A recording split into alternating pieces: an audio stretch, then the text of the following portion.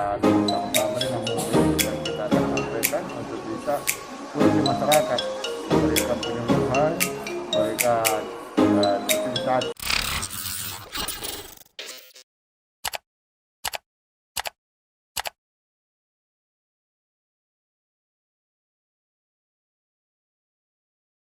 Dan bersama-sama dengan MUI dan kita akan sampaikan untuk bisa turun di masyarakat, memberikan penyuluhan, memberikan sosialisasi agar hal-hal ini tidak lagi terjadi di Kabupaten Goa. Hasil investigasi pemerintah Kabupaten Goa, apakah memang betul ada dugaan pesugihan?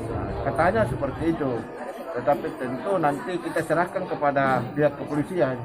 Di mana saya tadi sudah ketemu dengan di Humas Polda, beliau akan menindaklanjuti bersama dengan Kapolres Goa. Kita tunggu saja apa hasilnya, apakah betul ini kesugihan atau bagaimana.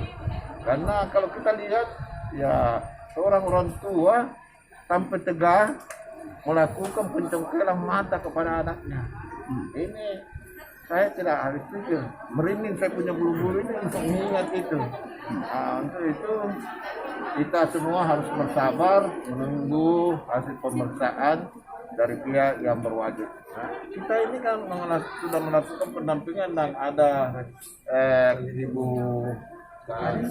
Kadis pemberdayaan perempuan dan tentu akan melakukan pendampingan untuk anak-anak. Kita akan membantu, kita berusaha sampai pulih betul. Dia pemerintah Kabupaten Goa akan membiayai untuk bisa membantu anak ini sampai betul-betul pulih.